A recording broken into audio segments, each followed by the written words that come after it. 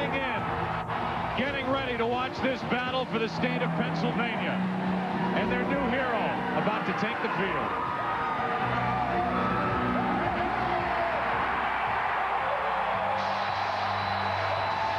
Welcome to Pittsburgh, and welcome to a battle of two of the best teams in the NFL today on Fox, the Eagles and the Steelers.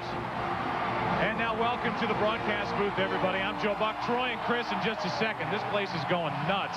The Pittsburgh Steelers surprising at 6-1, trying to become the first team in NFL history this deep into the season to beat undefeated teams in back-to-back weekends. I'll check it over to Cris Collinsworth. And Cris, the Eagles roll in here. Best start in franchise history, 7-0. It'll be a stiff test for the Steelers today. Yeah, it really will be. And I know there's no such thing as a halfway Super Bowl, but if there were, I believe these two teams would be in it. You look at the Philadelphia Eagles, all the star power. Donovan McNabb, Terrell Owens, Javon Curse. Are they the best team in the National Football League, Troy? I think we're going to know a lot more about that after today. Well, yeah, and if the Eagles are the best team in the league, then the Steelers are certainly right on their heels, winners of 5 straight. And the way that they've been able to do it is playing great defense and running the football. But the guy who's been getting all the attention is rookie quarterback Ben Roethlisberger, who's been absolutely terrific and getting better each week. And one of the reasons why is he's had great protection. Well, that's going to be vital here today because he's facing an Eagles defense that loves to blitz and loves to blitz often. And how well they handle that is going to determine their success. And really a change for the Steelers is how much better their running game is this year, but they will not have Deuce Staley available today. He is out with a bad hamstring. That means it's old school Steelers with Jerome Bettis, the bus, running the ball for the majority of the afternoon. There's still time to select your singular fantasy football team for this week. Text message play to 63504 on your singular wireless phone or vote on foxsports.com. It's like a state championship type atmosphere or a great bowl atmosphere against intra-state rivals. It is a scalper's dream. This is a tough ticket here in Pittsburgh. And for more on today's game and a special visit, nice to be able to throw it again down to Pam Oliver. Hey, Joe Buck, they've already knocked off one undefeated team. Today they go for an historic 2 in a row. Bill Cowher, what gives you your best chance to beat Philly today? We've got to continue to play smart, Pam. We have not turned the ball over. 1 turnover the last 3 games. Get a fast start, get our crowd into it, and hope we can feed off of that. You've been very emphatic. You don't want their 81 TO to beat you. How do you make sure that that doesn't happen? Awareness. We got to be aware where he is at all times. They move him around. But we got to make him take the short stuff, and we got to make him take the big play away. They've been a big play offense. Thanks so much, Bill. Let's go back upstairs to Joe. All right, Pam, thank you very much. There is T.O. Terrell Owens, who has made such a difference with his 9 touchdown receptions. Donovan McNabb has been on the other end of him. And this undefeated team, the last undefeated team in the NFL, taking on Ben Roethlisberger and this surprising 6-1 Steeler club. See how pumped up David Akers is.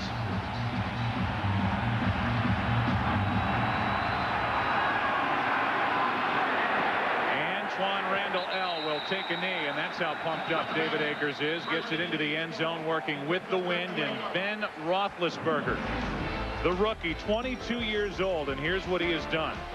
A completion percentage of 70.1, the rookie record 58.4, the quarterback rating over 104. And to be fair to Dan Marino, they're not asking Ben Roethlisberger to throw like the Dolphins were using Marino back in '83. So it's not really a fair comparison. No, it's not, Joe. But I'll say this. Everyone's talking about how great he has played as a rookie. He's played great regardless of whether you're a rookie or a veteran. The Steelers will start with a play action and drop it off to the fullback. Kreider has a first down.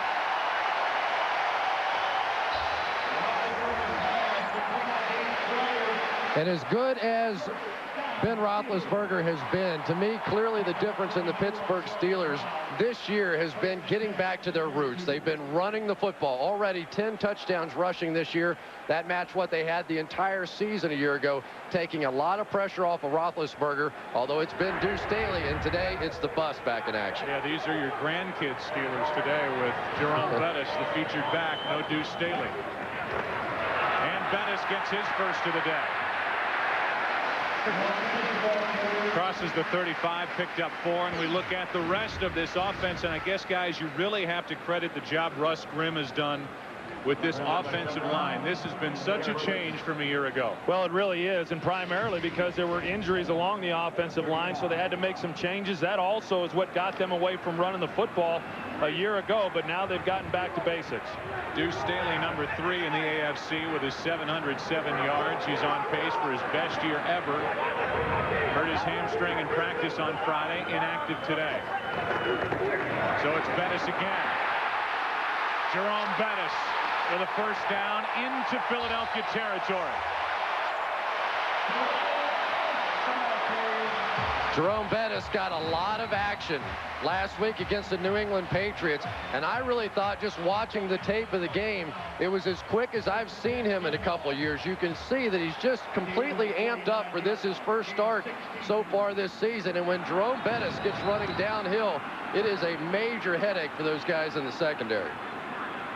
Got to be working with fresh legs. Came into this game with only 52 carries on the year.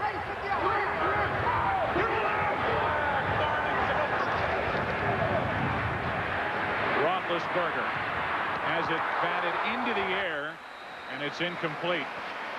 His center Hardings was there to just make sure nobody was waiting for the deflection. Here's the defense for the Eagles. Javon Cris has made the difference. 6 sacks, and the group as a whole with 25 on the season to lead the NFL. The linebackers and then the secondary, and they have locked up their 2 young cornerbacks, Lito Shepard and Sheldon Brown, to multi-year contracts. This group under the direction of defensive coordinator Jim Johnson.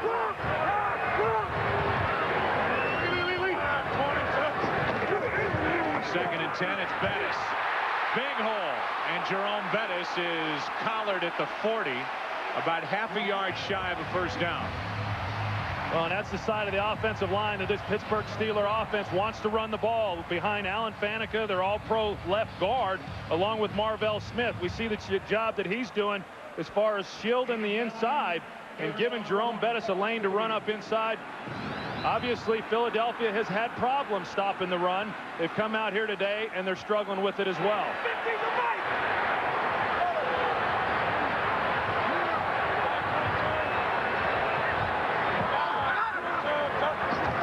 Blitz coming, 3rd down and less than 1, and Bettis sticks his nose in there, and he did not get it. And now the first decision for the Pittsburgh Steelers as the ball rests just outside the Philadelphia 40. And prior to this game, that was the area where Jerome Bettis had been used mostly in short yardage along with goal line situations. Big, strong, physical back. Does a good job of moving the pile. Not surprising to me to see Pittsburgh going for it here this early in the game. Yeah, I agree. Max Starks comes in as another tight end, so 6 offensive linemen in now for the Steelers.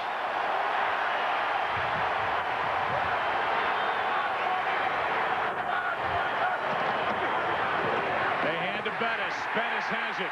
First down inside the 35.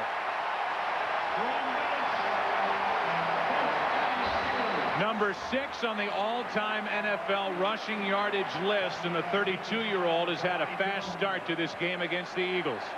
And I think this is just a statement by Bill Cowher that he said, I know Philadelphia is weak against the run. They haven't been able to stop anybody this season. We have Jerome Bettis. We have a great offensive line that dominated the world champion New England Patriots a week ago. We're going to show you right up front that you can't stop us. Now it's Haynes getting the ball for the first time today. Baron Haynes is down inside the 30. Gain of 5. Well, I know right now, Joe, if you're a quarterback coming into this game as Ben Roethlisberger is, and you're facing the Philadelphia Eagles, and you're so concerned about the blitz packages that Jim Johnson likes to employ, the best way to defeat that, 1, is to be able to run the football. 2, to stay out of 3rd and long situations. They've done that here in this first possession.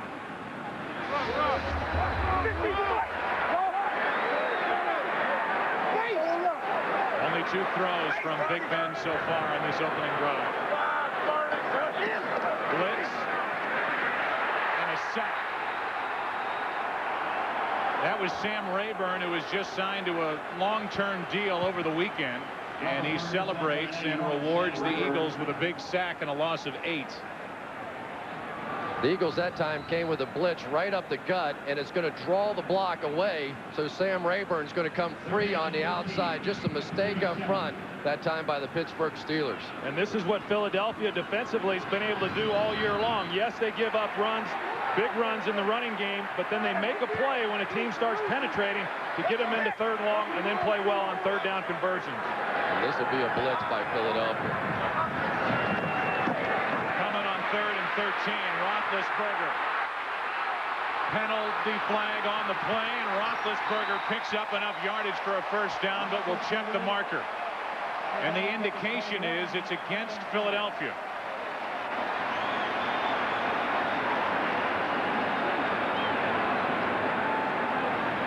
Bill Carollo is our referee. Illegal contact. 24. Defense. Well, the quarterback was in the pocket. 5-yard penalty from the end of the run. 1st down. You know, we talk about Ben Roethlisberger and his composure in the pocket. They're wanting to run a little bit of a double move on the inside. They cover it up, and then he's got great mobility for a guy his size. Sheldon Brown, the corner for Philadelphia, that got called for the illegal contact down the field.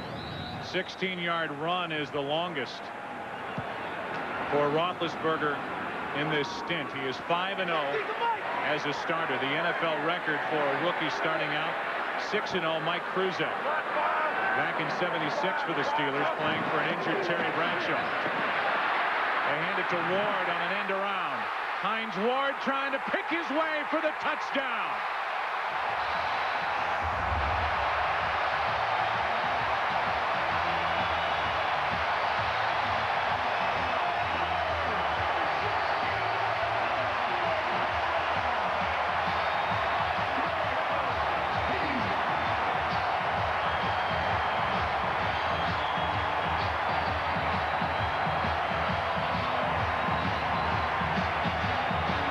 Douglas read this one perfectly. He's out in open space, but simply cannot get Hines Ward on the ground. And then Plaxico Burris taking care of his fellow wide receiver with a key block down the field to spring him for the touchdown. Faneca was out there in front of it as well. Reed makes it 7-0. Exactly what Bill Cowher told Pam Oliver just before kickoff. Running the ball, getting the home crowd into it. They're into it. And the Steelers into the end zone, up 7.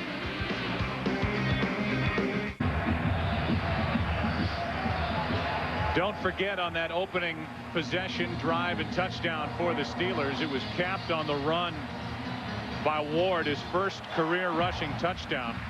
16 yards, but how about the 16-yard run by Ben Roethlisberger on 3rd and 13 to set it up? Running game impressive. 71 rushing yards on that opening drive.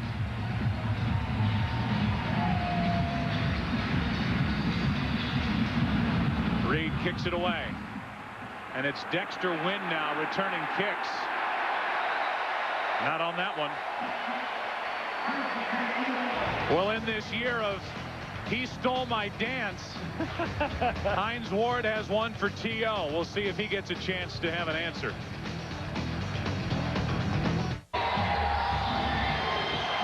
He looks awfully calm for a 22-year-old rookie quarterback out of Miami of Ohio. 5-0 as a starter with the Steelers. Just another day at the office for him. Pittsburgh up 7. He just doesn't know any better.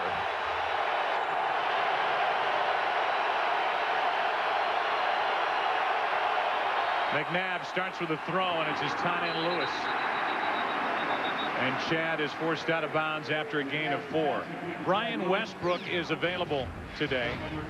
The Philadelphia Eagles started that first play with Dorsey Levens behind this offensive line, anchored by the center Hank Fraley. Old Honey Buns went to Robert Morris, and at one point was a free agent pickup and then cut by the Pittsburgh Steelers. Westbrook is in. 2nd and 6. Westbrook gets it. They makes a move, brought down by Townsend after a gain of 3. The defense for Pittsburgh, 5th best in the NFL, and they play a 3-4, and by now the Eagles are used to facing a 3-4.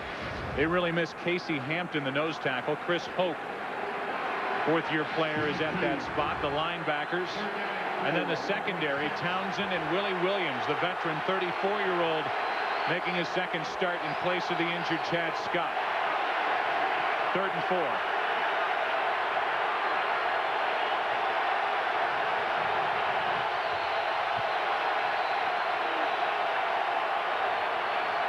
A slow start off the ball for the Eagles, and Donovan McNabb goes down. Good. Larry Foote.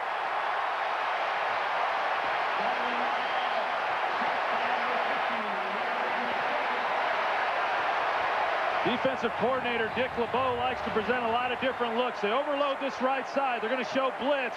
The Eagles actually do a pretty good job picking it up, and then they just let Larry Foote go up inside, and Donovan McNabb unable to escape the rush. As Tom Brady learned a week ago, this is a tough team to try and throw the football against. Johnson punts it, taken on a hop by Antoine Randall L. Why not try this side? Gets a block. Good pursuit by the Eagles, and what looked to be a chance for a big return by Antoine Randall L. Goes for a return of 6 yards. Big Ben back to work. Donovan McNabb will stand and watch. Steelers up 7.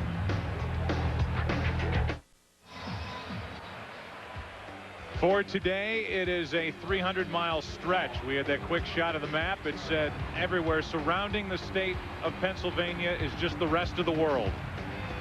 A matchup between the Steelers and the Eagles. The stadium actually on the near side of the river as you cross into the city of Pittsburgh, Pennsylvania.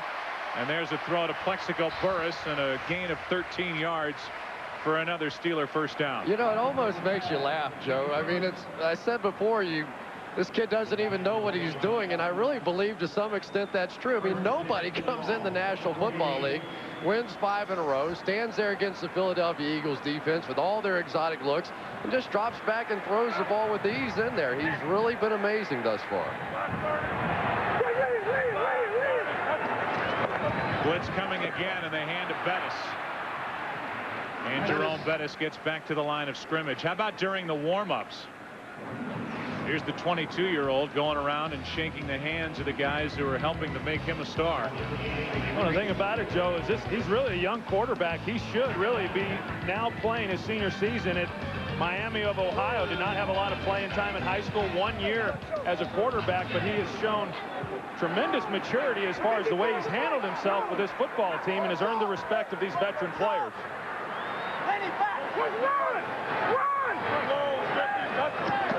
Eagles yell out run. It is a run, and they stop Bettis in the backfield.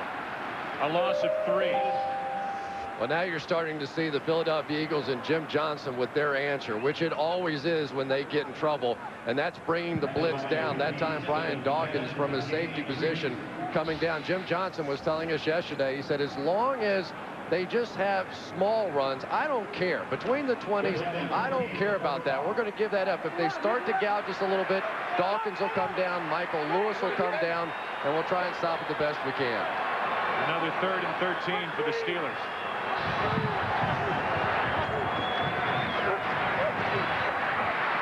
Roethlisberger looking for a little daylight, throws on the run and has a first down completion. He gets Haynes out of the backfield.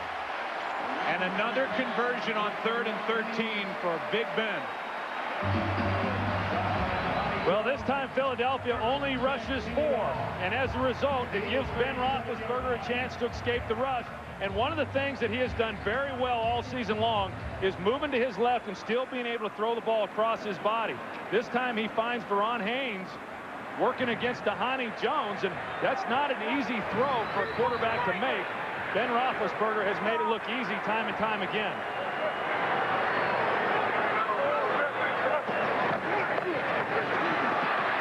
Bettis right up the gut. And Jerome Bettis picked up 9.5. It may depend on the spot as to whether he got enough for a first down. Well, Jeremiah Trotter on the stop. Excuse me, Joe.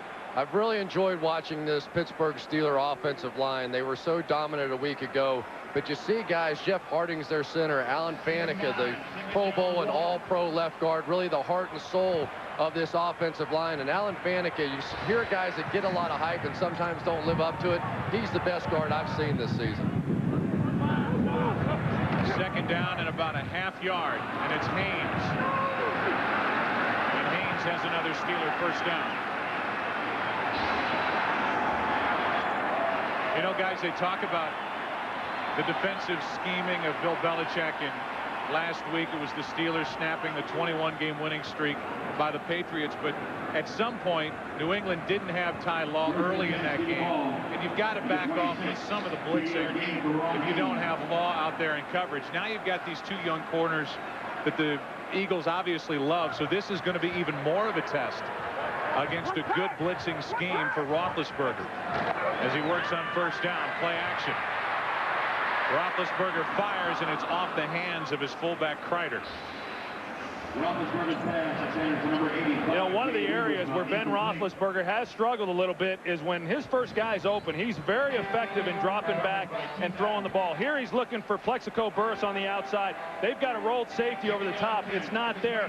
And as you'll watch Ben Roethlisberger, he wants to throw it, and him trying to process going to the second and third receivers has been somewhat difficult for him, as we just saw, and that's an area where he'll continue to get better at.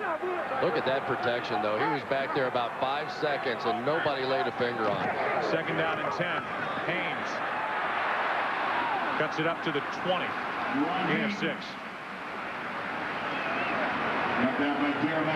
There's so many great things to watch with the Pittsburgh Steelers and the way they run the football, but one thing they really do a tremendous job of is cutting off backside linebackers. Watch Alan Faneca, the left guard, come out here and really effectively take 2. Now there's no pursuit that's going to come over from the backside and be able to make that play. One of the Eagles is down. It's Corey Simon, the defensive tackle. Training staff looking at him. Pittsburgh faced with a third down when we come back.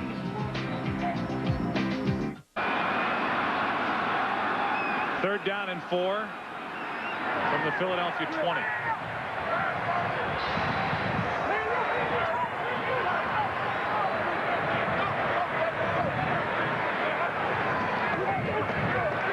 Roethlisberger fires. He gets it to Ward, and Hines Ward has his second of the day.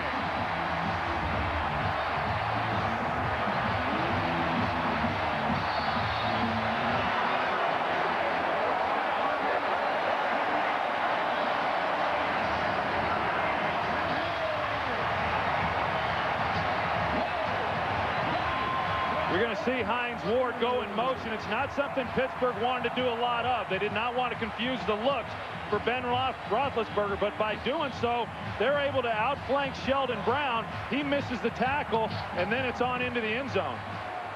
And I have no idea what Sheldon Brown was doing. He was in man coverage. You could tell by the motion that he was in man coverage, and that's the reason they did the double motion. And then he just simply was frozen on the play and didn't cover him out in the flat. Whistles and flags before the extra point. Prior to the snap, false start. 91, offense. 5-yard penalty. Replay the try. So Sheldon Brown, who was just rewarded with a contract that'll run through 2012. The $7.5 million bonus is the one beaten on that play for the touchdown. And Hines Ward actually has more catches over the last 3.5 years than Terrell Owens. And you saw Owens react on the sideline while Hines got a chance to rub it in his face again. But you know what's really been interesting is that Plaxico Burris, since Ben Roethlisberger has come in, has really been the go-to guy. And Hines Ward today has been the one. Did you see the wind take that thing out of there? So Ward gets his second. He's run one in. One on a pass reception. Hines Ward doing his thing. Terrell Owens. Uh-oh.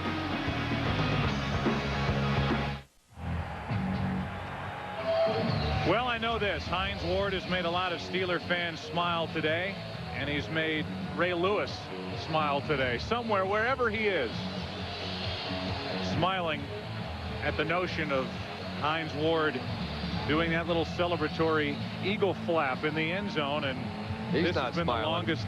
Yeah, there's no doubt about that. The largest deficit the Eagles have faced all season long. Pretty reminiscent of what the Steelers did last week to the Patriots, jumping up on them 21-3 in the first quarter.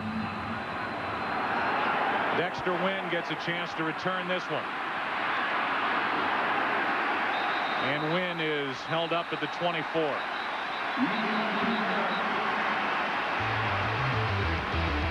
It's a 14-0 Steeler lead. The Eagles just trying to get their feet underneath them. Back to work.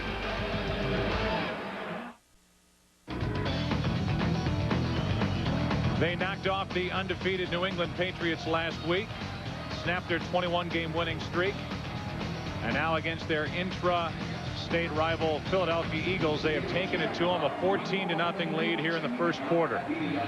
You're watching Fox Sports, broadcasting in 720p, the world's finest high-definition standard, and Dolby 5.1.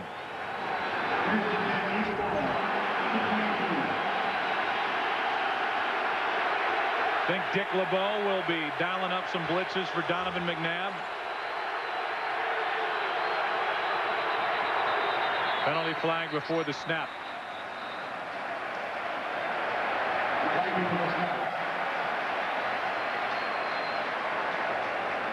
Prior to the snap, ball starts. 82, offense.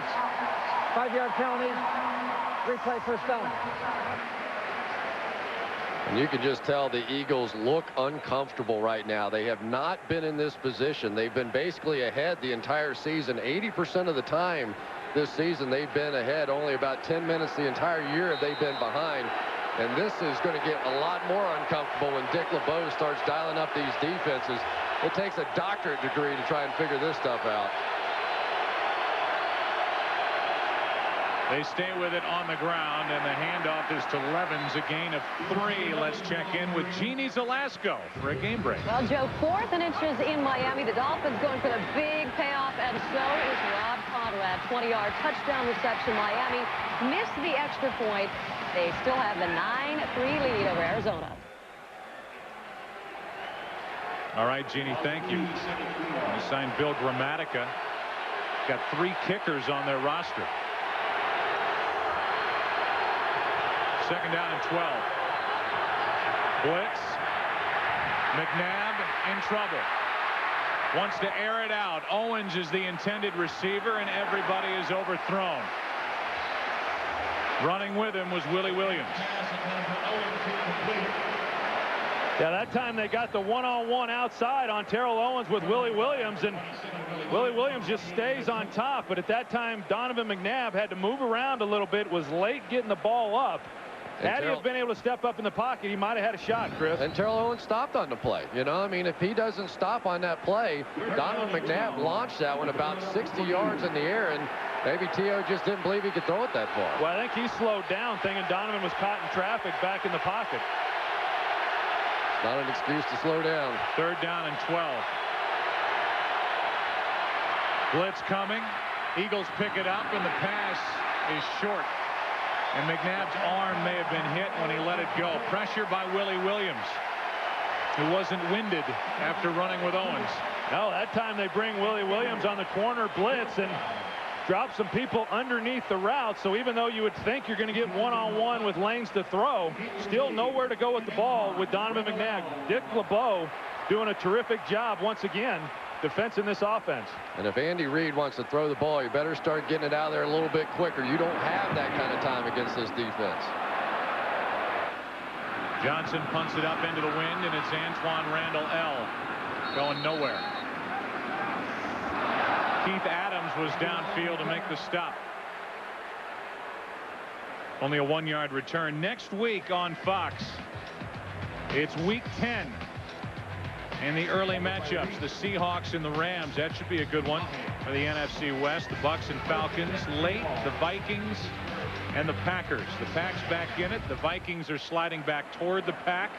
They have a date with Indianapolis on Monday night, and they'll be playing that game without Randy Moss. And who would have thought when Green Bay got off to a 1-4 start that this game would have so much significance? 2 possessions, 2 touchdowns for Pittsburgh. Roethlisberger with all day, lets it fly. Burris incomplete, and it's Michael Lewis, the safety, back there defending for the Eagles. And that one's on Ben Roethlisberger, Joe. He had Plaxico Burris on the corner route. He's going to start on the left of the formation, but he's working across the field. And if Ben Roethlisberger is able to get that ball out, clearly had Michael Lewis beat. Couldn't tell if he got his arm hit. Cris, who has made such a difference with the pass rush here, and I think he got it out, just really didn't have an opportunity to step into that throw.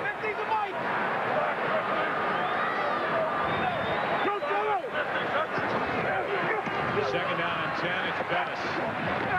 Got a big hit, fought for a couple extra yards, got 5.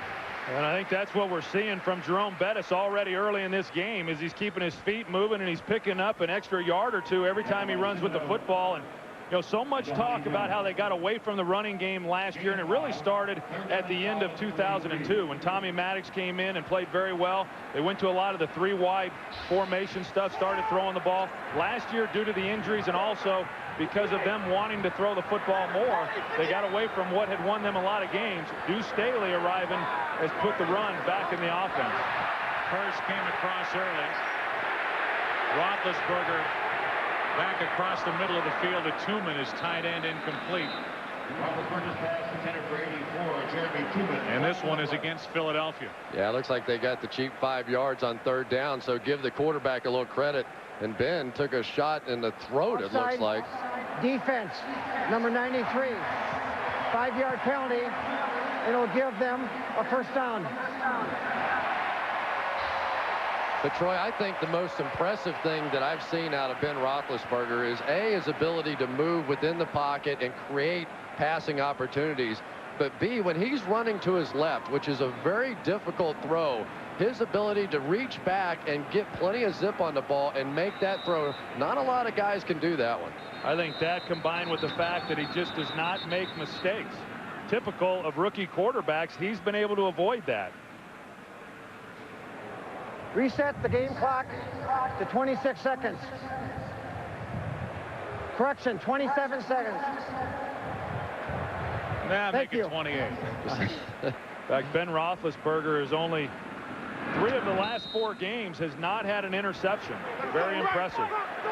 He's almost Brady-esque in that regard, in comparison to a younger Tom Brady, a lot more fair and accurate than all these comparisons to Marino.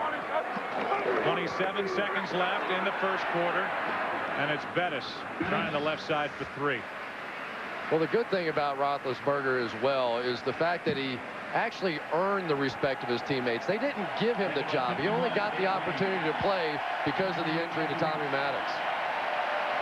The Steelers for another weekend electrifying and exciting these great Pittsburgh Steeler fans. The end of the 1st quarter. Pittsburgh 14, Philadelphia nothing. Hines Ward with 2 touchdowns today. It's been all Pittsburgh after 1 quarter. The NFL on Fox continues after this. 1st quarter stats, a total of 3 yards for the Philadelphia Eagles. Time of possession dominated by Pittsburgh. 93 rushing yards. 2nd down with the ball inside Eagle territory. That's Bettis. Jerome Bettis, another 1st down.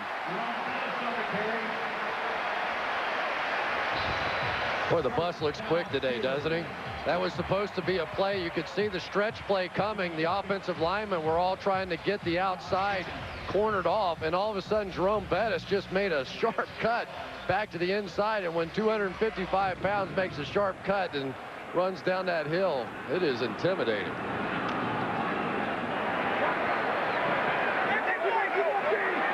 First down from the Philadelphia 41.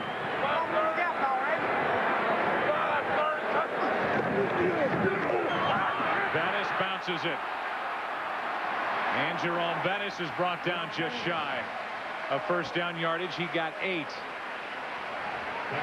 Well, it's just unbelievable right now, the job that this offensive line is doing up front. And then, of course, Jerome Bettis being able to see the holes. They start the stretch play, and then he takes it up the field. And you're right, Chris, for a guy his size, the moves that he's able to make, he gets people leaning one way, and he's able to cut on a dime and get back underneath and get going north and south. He has shown, I think, the fact that he's been limited in his carries, he's got fresh legs. Second down and 1. Haynes a first down and another huge hole. You know, you can say whatever you want about the running backs on this team, and they're certainly talented, but you will not find in the National Football League a bigger hole than what Alan Faneca and Jeff Hardings and Kedrick Vincent just created there. Watch the gap that they are going to be able to run through. Find a hole that big in the National Football League. I've never seen one. That is monstrous.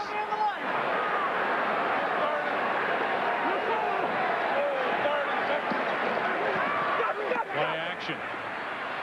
Roethlisberger, a sack, and that's the second of the day by Rayburn. Sam Rayburn, a free agent out of Tulsa last year, really made an impression in this year. He now has 5 sacks, and as we said earlier, a new long-term deal. Yeah, and it looks like it's more and more justified as we move through this game. He's the only guy making any plays for this defense in this one. You know, he's able to get through the line. He keeps on fighting, and that's really the type of player that he is. Not an overly talented guy, but tough and physical and plays hard. You know, Darwin Walker and Corey Simon, they've yet to get any pressure up the middle. Give a little credit to Hollis Thomas on that play. He really made that one. On second down, more pressure. They drop off a screen. Haynes down to the 5.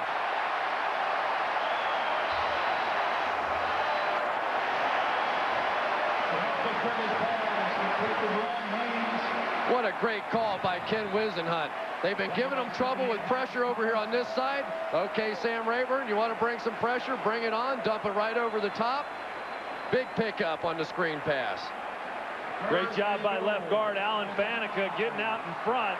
Pittsburgh over the years under Bill Cowher has been one of the better screen teams in the National Football League. Set up very nicely. Ron Haynes getting right in behind his blockers. And with the play clock winding down, Roethlisberger takes the first time out of the afternoon. Pittsburgh up 14 and looking for more. First and goal here from the 5-yard line, Joe. Don't be surprised. Typically, this is a run down, but what the Pittsburgh Steelers have shown in recent weeks, they've put the ball in Ben Roethlisberger's hands and have allowed him to throw in these situations. First and goal from the 5. The hand to Bettis. This has been Jerome's specialty this season. He's down to the 2. 8 for 8. In situations inside the 5, getting the ball into the end zone is Bettis. You know, throwing it's probably a good idea against the Patriots and their great run defense. I think against the Philadelphia Eagles, they've found an easier path, especially against some of these smaller defensive ends that the Philadelphia Eagles have. They've really been exploiting them. Second and goal at the 2. 78, guys, 78 over there.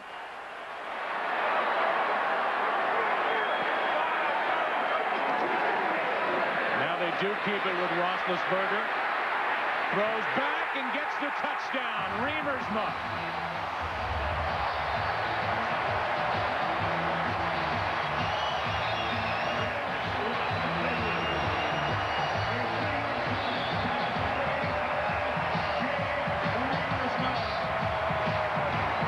Ken Wisenhunt was telling us last night that they like to move Ben Roethlisberger out on the edges. It minimizes his mistakes. He's going to run here. It looked like everything was caught up. You're going to see Jay Reimersma. He's going to pull up. It looked like it was covered as he's going to the corner. You see him there. Jeremiah Trotter had him. Jay pulls up. Jeremiah Trotter loses him. Great job, Roethlisberger, finding him in the end zone. And it makes up for the one that Roethlisberger missed last week to Jay Reimersma, which was wide open. Reimersma showed how to get rid of a guy across from you when you're headed for the end zone. looking for a touchdown reception. Roethlisberger rolling to his right, throwing back to his left. And Deuce Staley, the longtime Eagle, having fun today in Pittsburgh. 21-0 Steelers. This looked like, to the rest of the world, a pretty even matchup coming in, and then you hear that Deuce Staley is not going to be available for the Steelers today, and you think, well, tip the balance in favor of the Eagles, but this has been a complete domination on the part of the Pittsburgh Steelers over the Eagles, and this is a big possession coming up for Philadelphia, and there's a mistake, maybe the first of the day by the Steelers, as Jeff Reed kicks it out of bounds, and the Eagles will have it starting at their own 40. Let's go down to Pam Oliver. Hey, Joe, how about that Ben Roethlisberger? He came off the field and he took some congrats, and then he went back out on the field. Why? Because he wanted to personally thank each and every one of his offensive linemen. He followed that up by going from one end of the bench to the other, personally congratulating everybody who was responsible for their success today. He's a leader in a lot of ways. He may be young, but he's certainly a leader so far, Joe. Well, not only is he a great talent, but he's also got some smarts. And he's got a future career with Hallmark. Yeah, you learned that one early. Go congratulate those big guys. From the 40 on first down. They hand off. That's Westbrook picking up 8. How important, guys, is this possession for the Eagles? Well, they just have to get at least a first down thus far in the game. 15 first down for the Steelers and 0 for the Philadelphia Eagles in this prolific offense of theirs. So you got to turn to your quarterback now. Donovan McNabb is the guy that has carried them through. T.O. has been the other one to get this offense on track. You've got to go to your stars right now to start making plays. Second down and 2.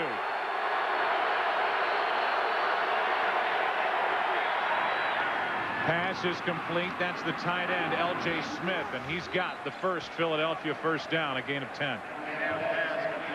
And I like that throw, much quicker throw. I thought early in the game, the first 2 drives, they were trying to go those 7-step drops and sit back and hold the ball.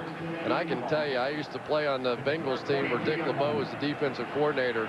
You're taking 7-step drops, you're playing right into his strength.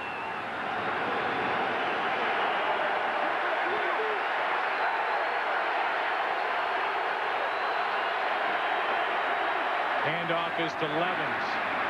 Not much there. Gain of 1. Well, in Philadelphia, they're trying to get something going in the run game a little bit, but there just hasn't been a whole lot there. And I know in the middle, you got Chris Hoke, who's making his second NFL start for Casey Hampton, the Pro Bowl player. And you know, they were a little bit concerned. They didn't get tested in the run game last week. They didn't expect to get tested here today, but he's holding up very well in there on the nose tackle.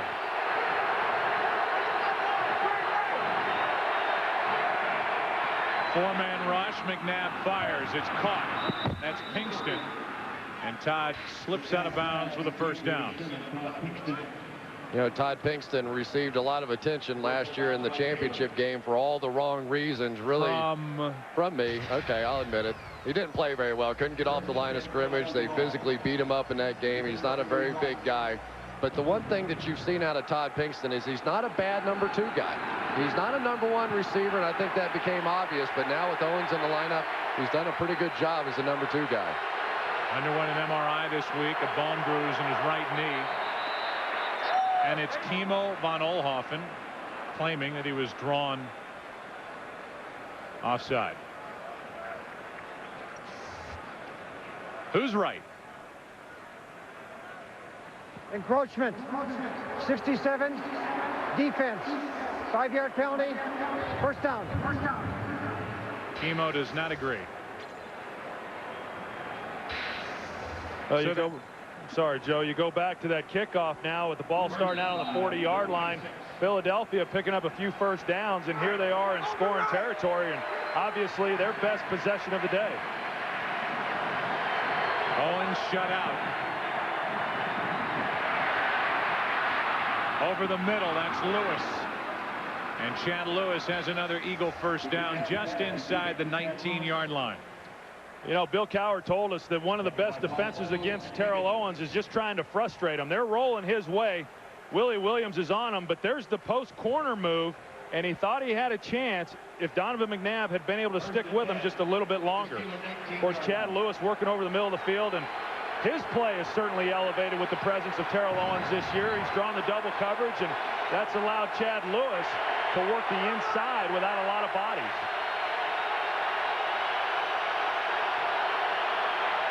Blitz coming. Eagles pick it up, and the pass is behind Owens.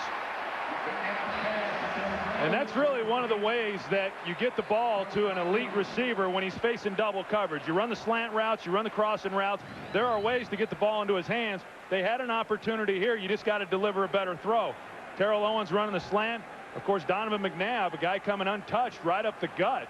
And that guy was Kendrell Bell, who's coming back after the sports hernia operation. And Kendrell Bell has a way of getting to quarterbacks quicker than most linebackers in this game. Especially when they're not blocked.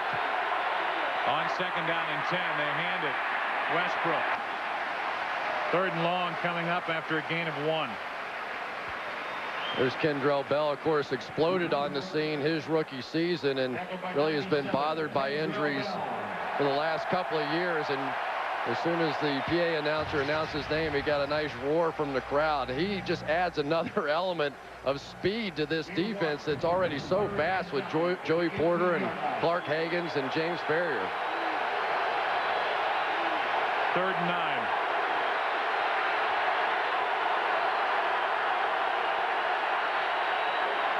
Another blitz. McNabb throws underneath, and it's Polamalu. On the stop of Owens, a gain of only 1. And here's where you get hurt, Joe, when the ball's not out in front of a wide receiver and you allow him to run after the catch. That's where Terrell Owens is most effective. They got Polamalu on Terrell Owens. He's got to step on him, but the ball's got to be out in front of him so he can keep running and not lose stride. The ball's behind him, and as a result, Polamalu is able to come up and make the tackle. That Polamalu is one heck of a young player, though. A guy that runs about a 4.40 from the safety position, almost unheard of, and he packs a wallop as well.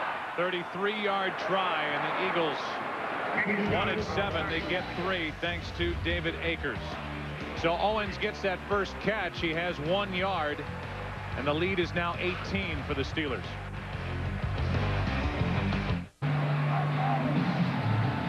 Terrell Owens and his frustration boiling over a bit on the sideline, and I think there was just as much frustration on the part of number 5, Donovan McNabb, maybe even more so. And for this undefeated Eagles team, we haven't really seen this side of the Terrell Owens dynamic that we'll show you after the kickoff. Owens was relentless in chasing Donovan McNabb down the sideline. McNabb wanted no part of hearing from Terrell Owens. Copley on the return slides down after he crossed the 20. And here is that scene on the sideline after the field goal by Akers. There had to be about a 30 or 40-second stretch here where Terrell Owens was trying to tell Donovan McNabb, I'm open, throw me the ball when it's one-on-one or whatever it was he's trying to say. But at some point, it's pretty obvious, Troy, your quarterback doesn't want to hear it. Just shut up. Well, just yeah. Shut up and get away from him. Donovan knows that he had a couple opportunities there and didn't capitalize on it. And the last thing you want is for anybody, not even a coach or a player, you don't want anybody talking to you. He's frustrated too. On first down, it's Bettis. His legs still going. Gain of 3. Sheldon Brown on the tackle. You know, you go back to that last possession by Philadelphia, being able to move the football, had success doing that, but unable to get a touchdown and only having to settle for a field goal. That's pretty big when you're talking about a Pittsburgh Steelers offense that so far this Eagles team has not been able to slow down. And defensively now, the Eagles have to make a play. They have to make a stop here to give their offense a chance to cut into this lead.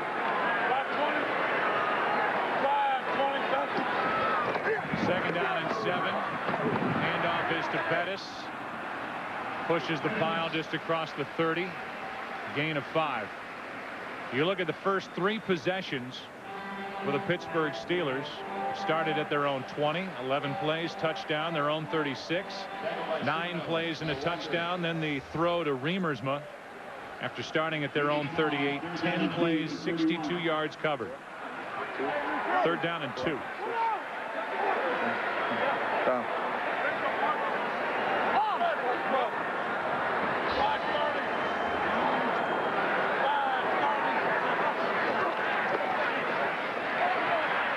Roethlisberger finds his favorite target of the day, Hines Ward, and Ward getting extra yards, picked up 12.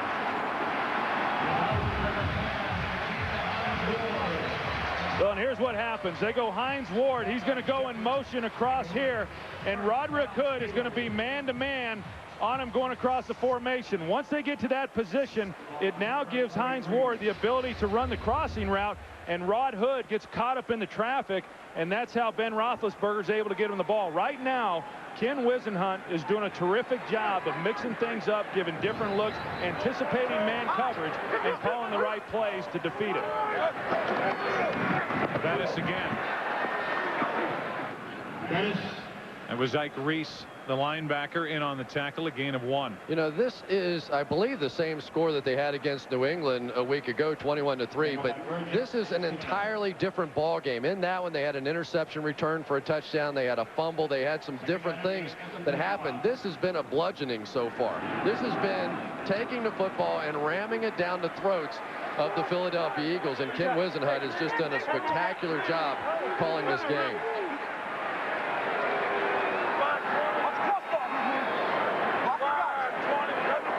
Blitz. Steelers do a good job to pick it up. It's Burris.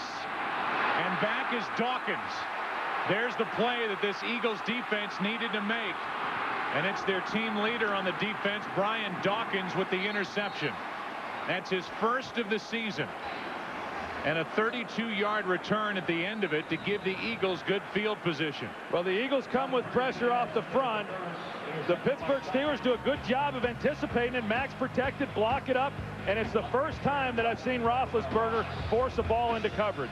And it's his 5th interception this season. He shakes hands after touchdowns. He shakes hands after interceptions. My guess is he's probably saying, my bad, guys. My bad. That's on me. We'll get it back. The Eagles down by 18. McNabb fires, and he gets it to Terrell Owens. We saw that play out over on the sideline between Terrell Owens and Donovan McNabb, but who knows what's being said there in that situation. But I thought it was impressive on the part of Donovan McNabb, and the kind of leader that he is, that he didn't turn around and wheel on Terrell Owens and do something that would have made headlines and been an ugly situation over on that sideline. You can talk about a lot of strengths of Donovan McNabb. Mobility, his arm strength. Top of that list is his leadership. 2nd down and 7. And the pass is complete. Brought down a yard shy of a first down is Owens. So, well, now you know why receivers get in the face of quarterbacks on the sideline. That's right. Comes out, gets 2 straight passes. But I think a great adjustment here by Andy Reid. They were having some trouble picking up the blitzes from the Steelers, so they come back now. They're going to the 3-step drops, the 5-step drops, getting the ball out quickly, and it's forcing the Steelers to sit back now, because when teams get in that mode, the pressure simply doesn't have time to get there. We are coming up on the 2-minute warning, and it appears that we will get there.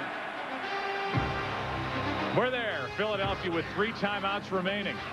The ball is sitting at their own 47. Trying to make it a little closer before halftime.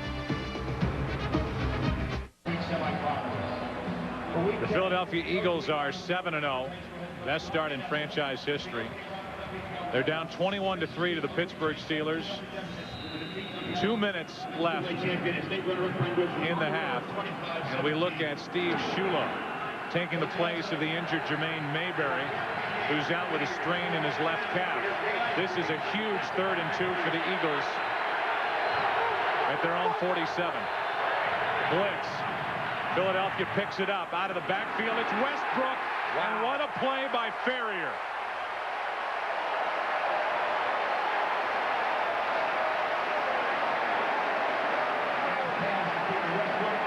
And, Joe, that's really what you want. They bring the blitz up inside. They pick it up. They get the ball into one of their best players' hands one-on-one with Farrier. More times than not, Westbrook's going to make that guy miss, and he was going to pick up big yards. Great play by Farrier, bringing Westbrook to the ground in the open field. And you can see from that shot, look at all the open field. Had he been able to shake James Farrier, the captain of this defense, what a spectacular open field tackle. That makes the decision very easy for the Eagles.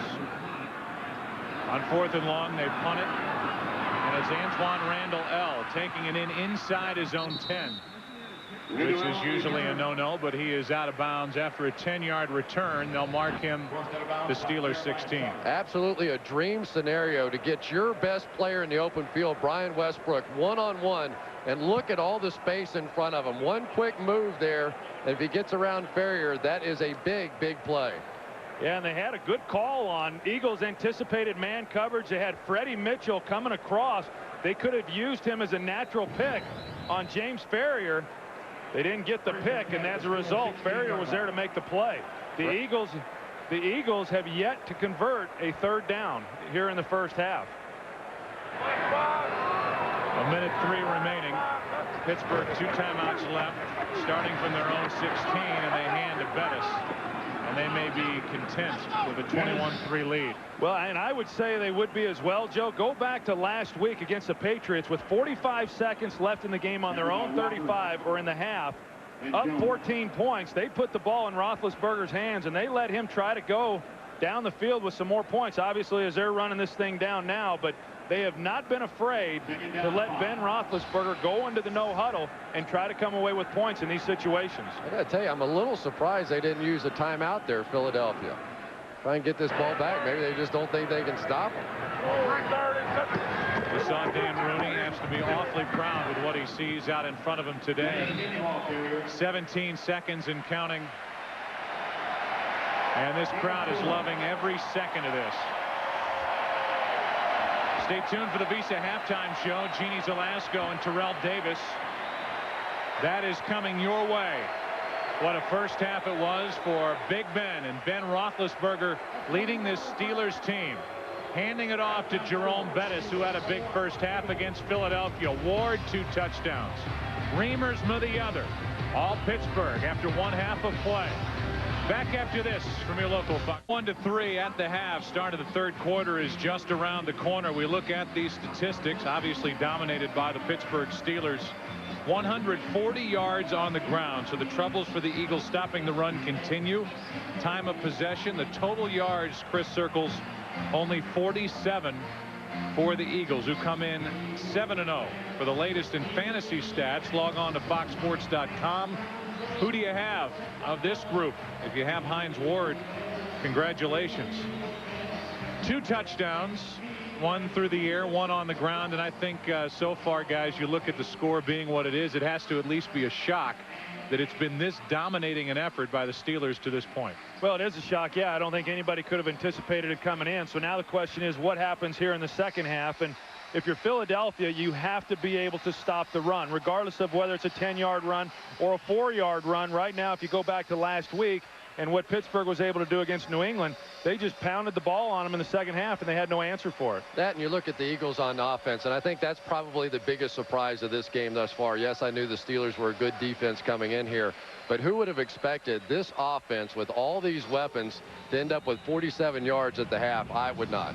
And you can't help but be impressed with Ben Roethlisberger. Terrell Owens got into the act a little bit at the end of the first half, but so far only 3 catches for 11 yards. He has not been a factor. We got a chance to look at that 79 team, and I know the guy, I'm 35 years old. You're what, 37? Cris, we won't even tell. Thanks. How old you are. But for a guy growing up in St. Louis, where I grew up, when you first started to fall in love with the NFL on a grander scale than the team that was playing down the street, and believe me, in St. Louis, we didn't have much to cheer. You look at this team and the guys like Swan and Stallworth and Bradshaw and Franco Harris and Rocky Flyer and Blunt, and I mean that steel curtain defense. That's the way I fell in love with a game of football. Well, and let me tell you, the team that's being honored here today, this 1979 team, Super Bowl 14 against the Los Angeles Rams. I grew up in California. I was actually a big Rams fan. Vince Ferragamo was the quarterback of that team. I was absolutely heartbroken when the Rams failed to win that game. But what a great dynasty this Steeler team had. 4 Super Bowls in 6 years. 14 fourth quarter points, the victory, and the MVP of that Super Bowl against the Rams, Bradshaw. Nice return for the Eagles, out across the 30, knocked down at the 32 is Roderick Hood, and let's go down to Pam Oliver. All right, Joe, Bill Cowher on keeping the Philadelphia Eagles on their heels. He said the best defense for them today has been their running game. He says we got to stay aggressive with that, and we can't get away from it. Meanwhile, for the Philadelphia Eagles, Andy Reid opted not to talk to us at this time. Back to you. All right, Pam, thanks. I bet you had something to say at halftime, though. Let's see how the Eagles come out.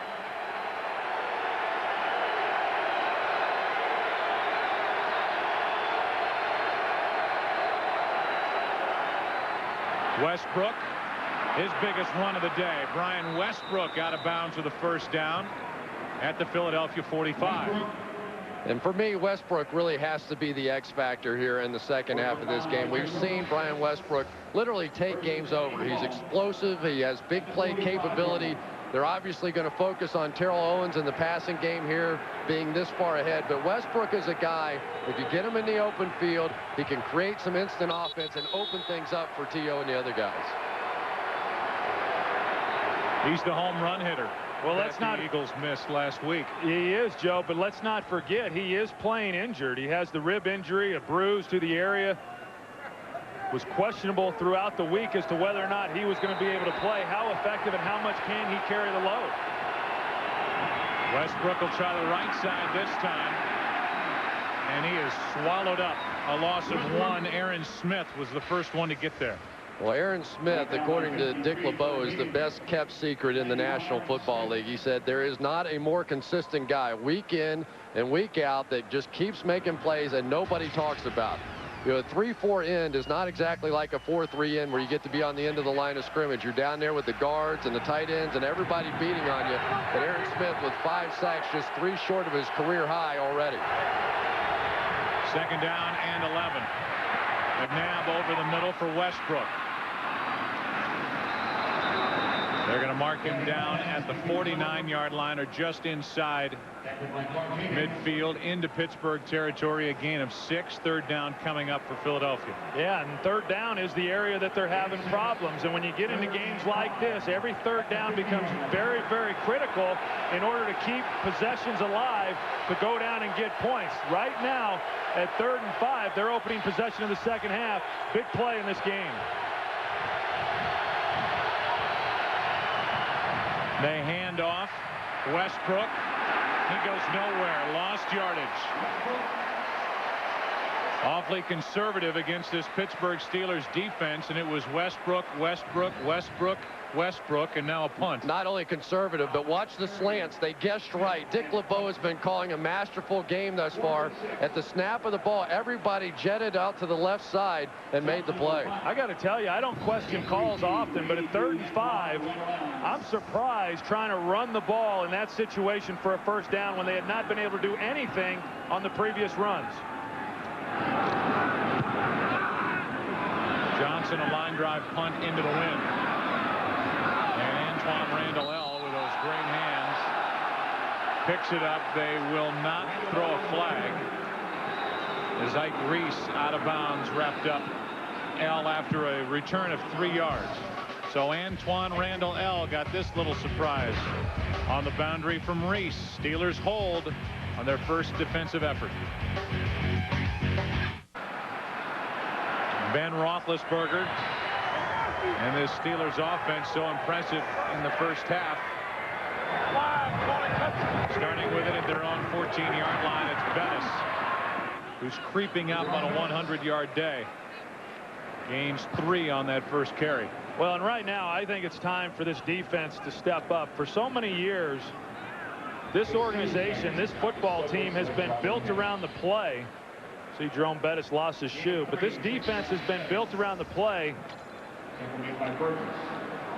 around their defense, and so far today they've not been able to step up. They're as deep as they've been in quite some time. They've got healthy bodies, and yet Pittsburgh's been able to dominate them throughout this game.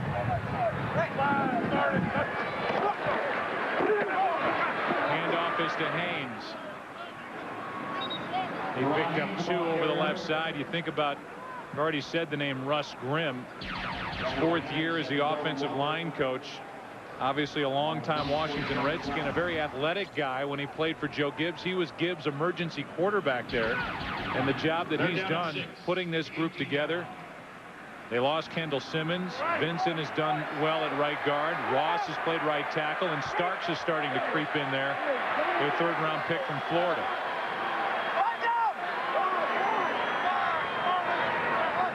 3rd down and 5.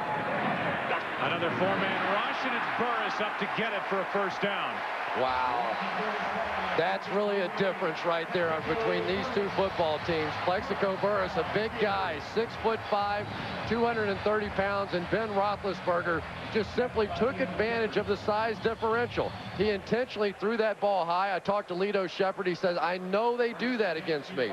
I know they're going to try and put some up in the air and just let Plaxico try and out-jump me, that time for a huge 1st down. And that's one of the reasons why they put Lito Shepard on him, was because they thought he could be more physical due to the size. But Plaxico Burris clearly gets the advantage on that pass. Bettis. A little better here at the start of the 2nd half by this Philadelphia defensive line. A gain of 3 by Jerome. Does Plaxico Burris remind you a little bit of Javon Walker from the Packers, in that a guy that it seems like the light is going on, and he's making big plays, and he's stretching the defenses and scoring those long touchdowns that their offense so desperately needs? He's a terrific player. And then you look at Ben Roethlisberger. He's 3rd in the NFL on 3rd down passing, and that's been a big difference in this game, their ability to convert on 3rd down. Blitz coming on 2nd and 7, and the Steelers run right into it with Bettis. No gain on the play. Another 3rd down coming up for Pittsburgh. And the one thing that we've seen out of Pittsburgh so far is that every time they end up in these 3rd and longs, they end up converting. Ben Roethlisberger ran the one for the big 1st down. They just came back to the play to Plaxico Burris. This historically has been the strength of this Eagles defense, 3rd and long when they can blitz. Well, I think a lot of it has to do with the fact that Ben Roethlisberger almost exclusively played from the shotgun in college, and on 3rd downs is when he gets the opportunity to do that here in this offense. Eagles showing blitz, and they come. Roethlisberger fires, and it's Burris. Plaxico Burris drops the football.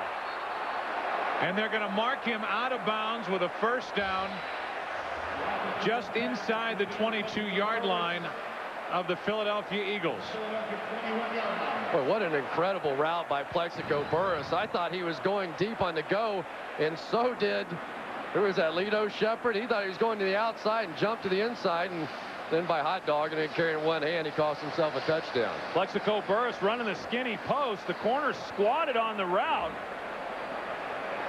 And yet Plaxico Burris still able to get inside and make the catch. And what a weapon when you're talking about a guy that size. 6'4", can run like the wind, has great leaping ability, and he's really come into his own this year. They said last year about the last 5 games he finally started to get it. The light went on. Before he went out of bounds. 1st down, Pittsburgh. The light went on for him at the end of last season. It's continued throughout the offseason, his work habits, and he's having a great season throughout the first 7-8 games. We've also seen the Eagles now with all kinds of different attacks trying to get after them on 3rd down. That time they came with the blitz, and Ben Roethlisberger, just as he did last week against the Patriots and Bill Belichick, makes them pay a big price for blitzing him. 47-yard play by the end of it. Their 1st down they hand to Bettis. Jerome Bettis with a big day down to the 15-yard line. And one of the Eagles is down and injured back in the area where Roethlisberger handed it off. It looks like Corey Simon, Joe. Corey Simon, who There's a guy who was a free agent to be. All these Eagles at the Philadelphia club starting to lock up. Simon's not on the list yet. He is down and injured.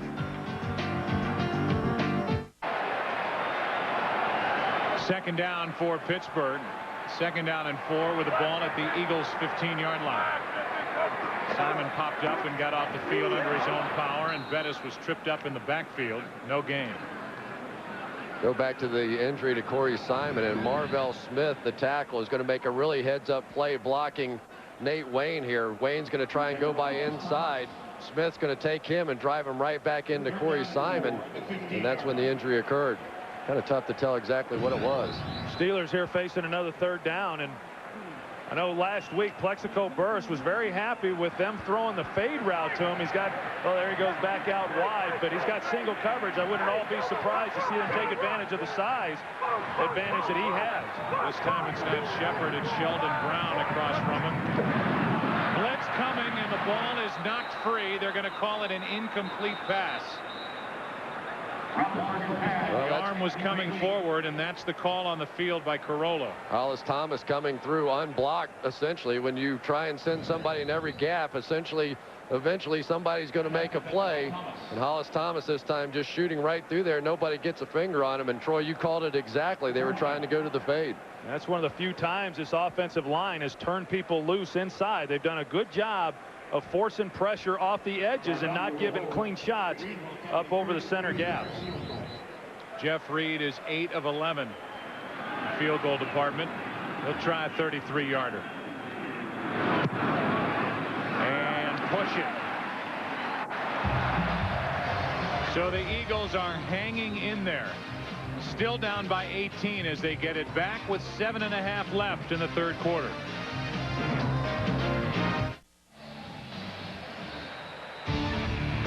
Could not ask for a better day here on the 7th of November. Crystal clear blue skies. There's a little bit of wind for these players to try and handle, and the Eagles get it back. After the 33-yard miss, McNabb has time, and he finds his tight end Lewis.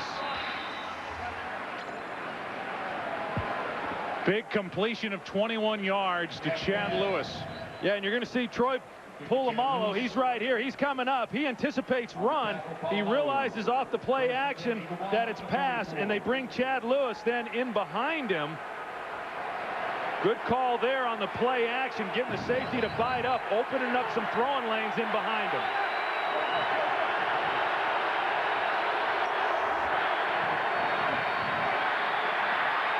McNabb back across the middle of the field and incomplete with Terrell Owens wide open. Really was, Joe. They had a great opportunity there. We saw Donovan McNabb miss high a few times to begin the game last week. This time he's just going to curl back around the coverage as McNabb rolls to his right, and there was an opportunity, just missed it badly. Yeah, and that's one of the few opportunities that you get working Terrell Owens over the middle of the ball. Generally, he'll draw a crowd.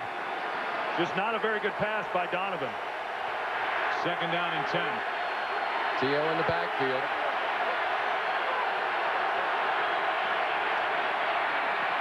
McNabb finds him. First down, Owens. Started in the backfield and ends up 12 yards later with a Philadelphia first down. Starting to remind me a little bit of how they used him in San Francisco. You know, more in the slot, more in the backfield where you just let him go one-on-one in linebackers. One of the greatest assets that Owens has is his ability to run with the ball after the catch. A huge guy. If you can get him running free in the secondary, very difficult to bring down. Here's a chance for Philadelphia to get back into this game. On first down, they stick with a throw, and it's Terrell Owens again. He's popped by Polamalu, but he's got a first down and a 20-yard completion.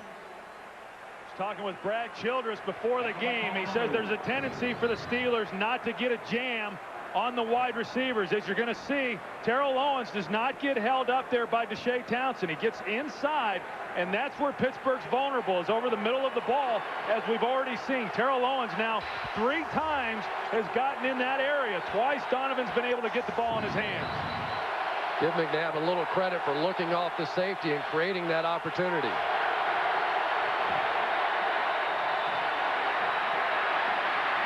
McNabb in trouble. Throws it right into the hands of Farrier.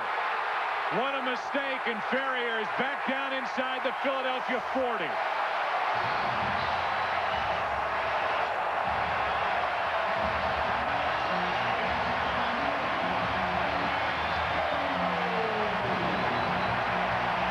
This time Donovan drops back. Pittsburgh does a pretty good job here covering everybody up. They've got two guys there on Terrell Owens. Donovan looks back to his left. Nowhere to go unless he came underneath quick. Trying to make a play. Comes back out on his left side and throws it right into the hands of James Farrier. You know, this is the kind of play you expect a rookie quarterback to make, and Roethlisberger has not, and now McNabb does.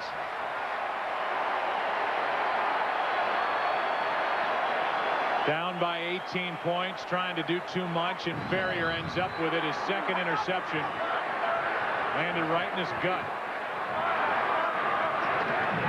A well-timed blitz by the Eagles, and Bettis runs right by it. Gain of 6.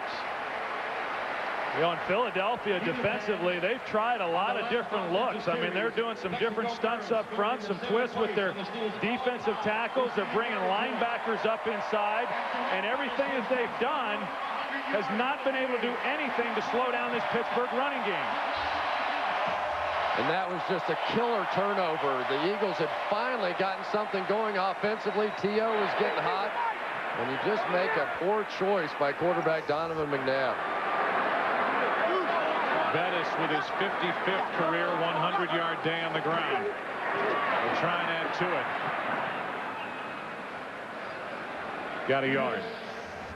You know, we talked earlier a little bit about Ben Roethlisberger and what he's been able to do on third downs, and I think there's a tendency when you look at this Pittsburgh Steelers team, you think that because they run the ball so well and he's a young quarterback that he's only been managing the football games. That's quite contrary to the facts. He's actually been very much involved in making plays and keeping drives alive and winning football games for this team, as has been evident from what we've seen here on third downs by him.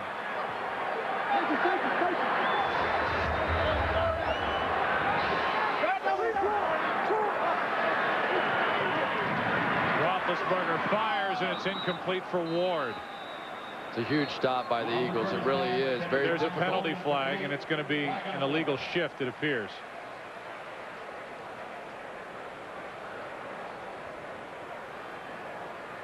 So it's going to be 4th down.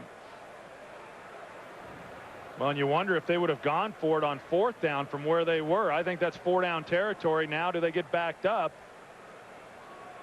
I think you have to decline this, though. Make it 4th Illegal down. shift on the offense.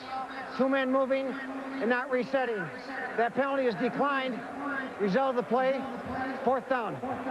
Certainly by declining the penalty, you now allow Pittsburgh to go for it on 4th down. I don't know that they would if they took the penalty and there was an incompletion. I don't think on 4th down from the 38, I don't think that they then go for it on 4th down. Well, this is not necessarily a play. You could try the hard count here and try to get them to jump off sides.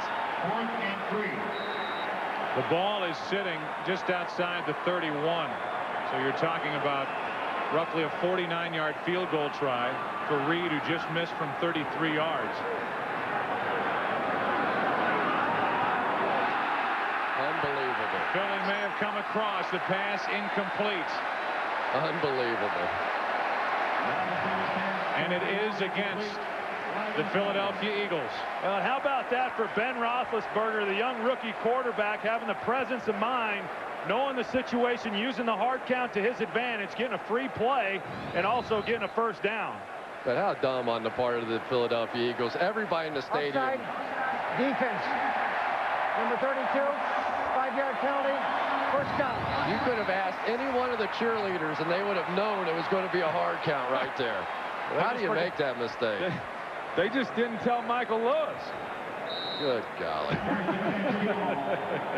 I, before now, did not realize the cheerleaders were that into the game. Well, apparently not everybody did know, right? I don't even think they have cheerleaders here. They don't. But if there were. Yeah.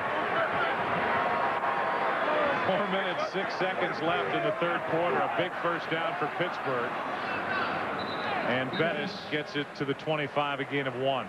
You know what was so interesting in the conversations with the Steelers coaching staff and players is that Ben Roethlisberger was so bad when he first got here, and when he really first took over the job. There was a point before the Cincinnati game, about his second or third game, where basically Bill Cowher had to call him into his office and say, "Are you okay?" You know, he was missing by 10 and 15 yards some passes, and Bill Cowher went back in the locker room and said, "Listen, guys, he is the variable right now. You guys have to be the constant.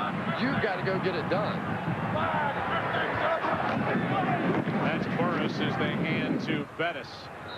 And Jerome is down just inside the 24, another gain of 1. Well, how about what Bill Cowher said to us yesterday, Chris, when he said that he's a much better player on Sunday than he is practice player during the week. But I got to tell you, I was at the practice on Friday. I was impressed with the way he was throwing the ball around. Apparently, that's not typical of what he shows on Wednesdays and Thursdays anyway. It's got to be tough, though, for a young guy, especially a guy that had such limited experience in this type of offense, even being under center, just to know where the guys are running on the routes. 3rd down and 8, and the Eagles have to spend a timeout. This has not been a good defensive day for the Philadelphia Eagles. 3rd down for Pittsburgh when we come back. Ben Roethlisberger getting marriage proposals from fans in the stands, and the reason the Eagles had to call a timeout is because Antoine Randall L. was lined up in the backfield on that 3rd down. And they were confused again. Dexter Wynn and Michael Lewis. Lewis just finally shoved him out there, so get out there. So they use a timeout. 2:45 left in the 3rd quarter. And it's 3rd and 8 for the Steelers. And Antoine Randall L. is still in the backfield. They fake a toss to him and flip it incomplete for Haynes. Ooh, that was dangerous. That was close. Yes, sir. That didn't fool anybody on Philadelphia's team, and Ben sort of floated that one up in the air. That's one where they could have posted a 7 on the scoreboard very quickly. Here comes a 42-yard try. Yeah, and let's not forget that comes off of the fact that they drew Michael Lewis off sides to get the 1st down, and that's what put him in field goal range. But at least you keep it to a 3-touchdown game by not allowing a touchdown there. And your offense was getting hot until the mistake by McNabb. So a 42-yard try.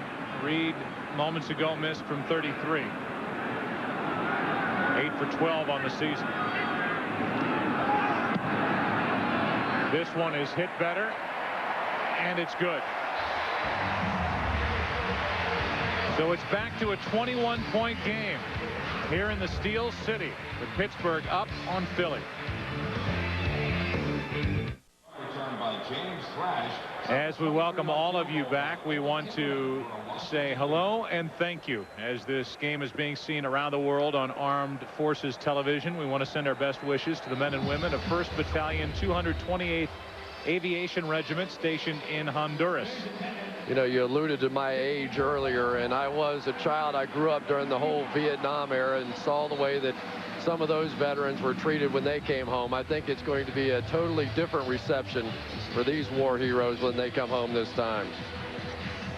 It's a 24-3 Steeler lead, and it's Roderick Hood waiting for this kick from Reed. 64,975, which I think is a couple hundred better than their record crowd that they packed in to this stadium last weekend for the game against the New England Patriots. But the Buffalo Bills jumping out on the Jets, creating a little space possibly for the Pittsburgh Steelers. There's the Oakland score. So Tampa Bay now out in front of Kansas City by 4. Uh-oh, Troy Aikman. Look at that. It's always tough going to Cincinnati, big boy. Going to the jungle. Always tough in the jungle. 2:36 left in this 3rd quarter, and the kick is through the end zone. So the Eagles will begin at their 20. A little recap for you.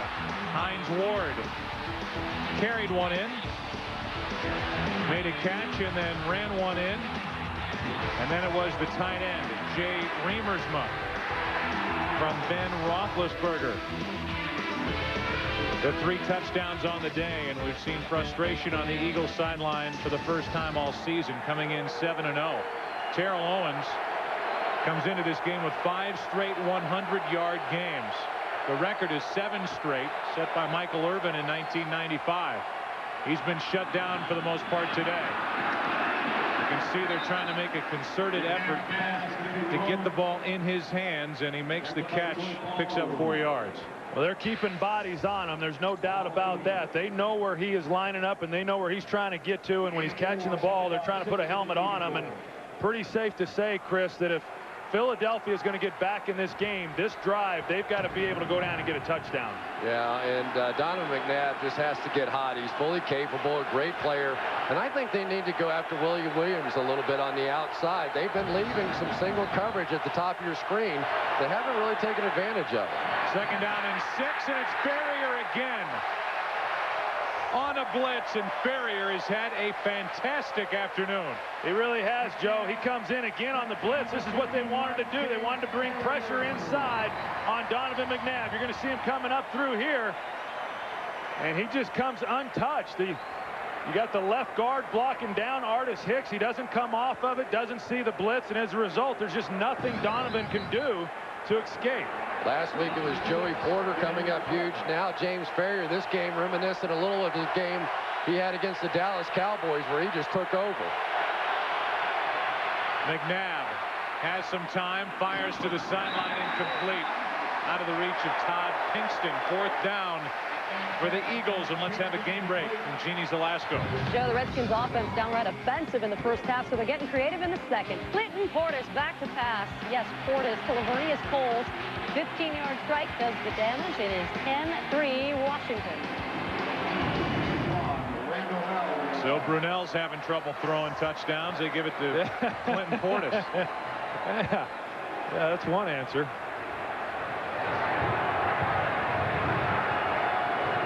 Here comes another punt from Dirk Johnson.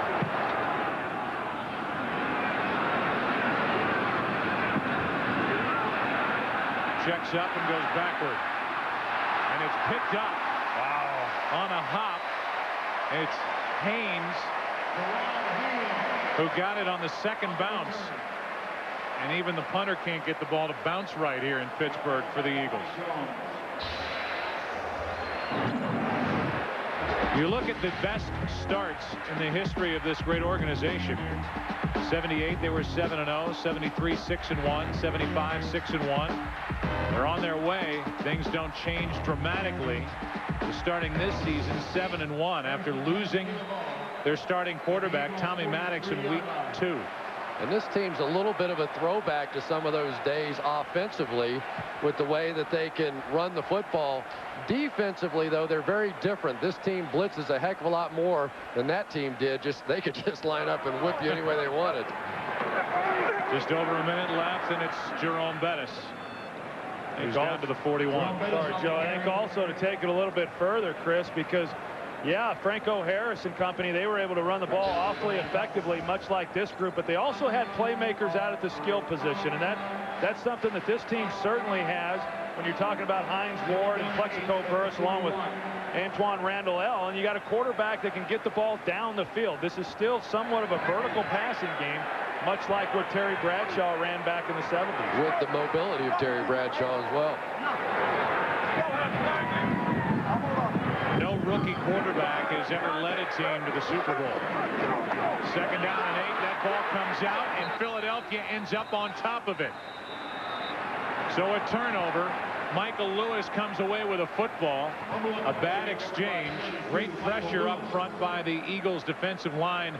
And with 19 seconds left in this third quarter, it's this turnover from Roethlisberger trying to get it into the arms of Jerome Bettis. It's really tough to tell there whether or not Bettis was supposed to take it, but Roethlisberger basically just tripped over the feet of Jerome Bettis, and it Almost looked like that Bettis made a little bit of a cut that Roethlisberger wasn't expecting. Well, it looked like Roethlisberger was undecided as to whether or not it was actually a handoff or if it was play action. There was some gray area there as to what he was trying to do with the ball. Second turnover. Blitz coming from Pittsburgh, and right into the arms is Brian Westbrook. Kendrell Bell, who has made his presence felt in his first game back since the first preseason game for Pittsburgh. They go with the cross blitz right in here, right into the gut of the draw. And for Dick LeBeau, he's been magical so far today. Every time that they have tried something, Dick LeBeau has had the perfect answer. 24-3. The Steelers on top. The Eagles with the ball at their own 44 when we begin the fourth quarter. Back after this from your local Fox station.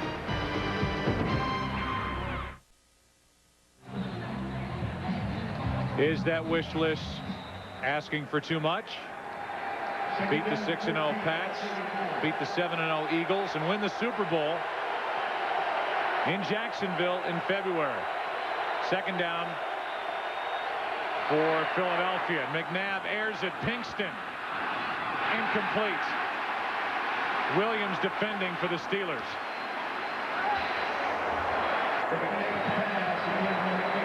Yeah, that's a play that Todd Pinkston normally makes. This is something that he's very good at. They like to use him on the vertical routes. He's one-on-one with Willie Williams. Donovan gives him a chance, puts the ball in a great location. Looked like it went right through his hands. He had his hands on it. Willie Williams did not get his arm in there to knock that ball out. That ball should have been caught. Williams has really made a difference on this team after the injury to Chad Scott. He stepped in there beautifully. Third down and 13. Blitz coming. Williams.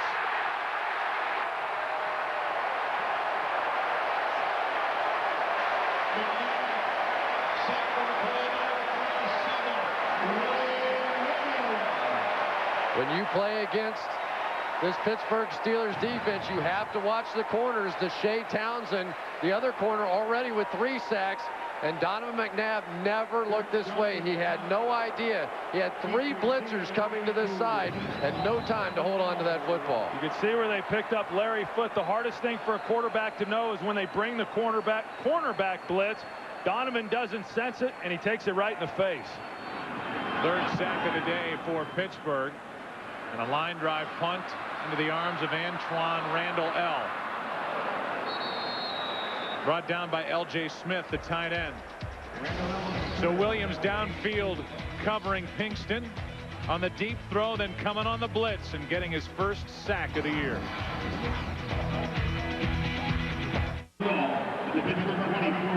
Look, kids, Big Ben.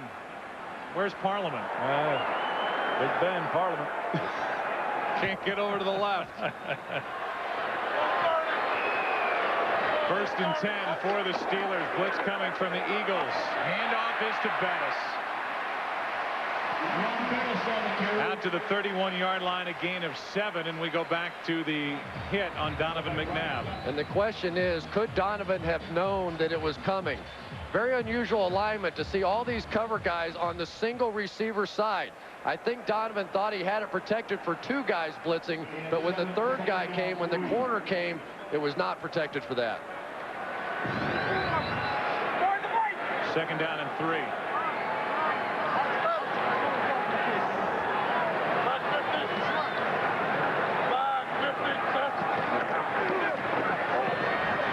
Jerome Bettis still rolling. Bettis into the open field and out of bounds at the 45. Now, if there was any questions as to whether or not he had any gas left in his tank, I think this run here shows that he does. A simple handoff, he breaks outside, and as you get older as a running back, these are the types of runs that you struggle with the speed to get outside. Not only does he get outside, but he also has the ability still to break tackles. You just cannot bring this guy down when you're down around his ankles. He still has a little wiggle for a big guy, too, doesn't he? I can remember watching him at Notre Dame and just being amazed at how many moves a guy his size had. Haynes just shredding this Philadelphia defense. is this Steeler offensive line. Let's go out to Jeannie for a game break. Well, Joe, Jay Fiedler out with a shoulder stinger. Replacement A.J. Feely feeling his own kind of pain. A tip pass falls right into the hands of Dwayne Starks. He's off to the races. 40 yards for the score. 5th interception return for a touchdown versus Miami this season. You just wonder how much more can go wrong for the Miami Dolphins. Unbelievable. Poor Dave Wannstedt. It started in the offseason. 207 rushing yards today for the Steelers. This is Haynes, not much this time. You think about Bettis being number 6 on the all-time list. He came in with 12,482 yards in his great career. 77 touchdowns. Traded here from the St. Louis Rams after starting his career in Los Angeles. Traded here in '96. And the first 5 guys, the only 5 above him on that all-time list, you only have to say their first name. Emmett, Walter, Barry, Eric, and Tony. And then there's Jerome. And Curtis is about to pass him. But, you know, you have to give him so much credit, I think. Deuce Staley was brought in, given the starring role, and he kept his mouth shut. Welcome Deuce in. He was a great team player. 30, and that's it. Adams was the first to lay a hand on him. Gain of 2. I think even going back to last year, Chris, remember they had Amos Zaraway, and they wanted him to be the guy to take Jerome Bettis' place, felt that he was slowing down, and by week 7, Jerome Bettis was back in the starting lineup as the starting tailback. And you're right, he's welcomed Deuce Staley here, and that's why it's worked, because these two guys are great friends off the field. They do a lot of things together away from the facility, and because of that, it's been a nice relationship between these two players. Got to spend about 5 minutes with Bettis to figure out what kind of a guy he is. A classy person. A direct snap to Antoine Randall L. They're bringing it all out of the Steelers, and the Eagles have no answers today. We talked about the job that Dick LeBeau's done on defense. You want to talk about a perfect call on offense. All-out blitz coming to the left side. What do? You hand it to your fastest player going to the right side. Perfect call, perfect execution, a beautifully executed game plan by Ken Wisenhunt and this entire Steelers offense. And I think Ken Wisenhunt has been doing it all season long. I mean, he has made the game easier for Ben Roethlisberger, and he's put these skill players in a position to have success. He's done a terrific job as a first-time offensive coordinator for this Steeler team. Another blitz. They hand to Bettis, still making moves in the backfield. And it starts up front. Smith, Faneca, Hardings, who was close to retirement, now anchoring this offensive line right in the middle. Vincent and Oliver Ross. Well, and let's not forget, Joe, that Kedrick Vincent, he took the place of Kendall Simmons. Quality player, and he has stepped in, and he has played well when he's had his chances. And their left tackle, Marvell Smith, I was really impressed watching him play against Richard Seymour of the New England Patriots a week ago. He really held his own against one of the best players in the league. And Alan Faneca, I've already told you, I think that's the most complete guard in the game. 2nd down and 9. Bettis down inside the 15-yard line. Steve Horn is our editorial consultant here in the booth, and he was reminding me of that 72 Dolphins team. And how every time, every season, that last undefeated team goes down, and that is in the making here today, barring a miraculous turnaround by the Eagles. And then you think about Dick LeBeau, who was a defensive back under Don Shula with the Detroit Lions, Shula's first coaching job. He was there from 60 to 62, and Shula will have maybe a bottle sent to Dick LeBeau for the job his defense has done handling this Philadelphia offense. You know, people forget Dick LeBeau was one of the greatest players in this game. Something like 60 interceptions in his career, one of the all-time leaders in the National Football League. And getting offense, 5-yard penalty, 3rd down. And I think getting Dick LeBeau back here, remember, he was the defensive coordinator in '95 when they went to the Super Bowl with Pittsburgh. And that really shored up the defensive side. It allowed Bill Cowher to go focus his attention on the offensive side, get that back to what he wanted, more of the traditional running game and power football that they'd gotten away from the last couple of years.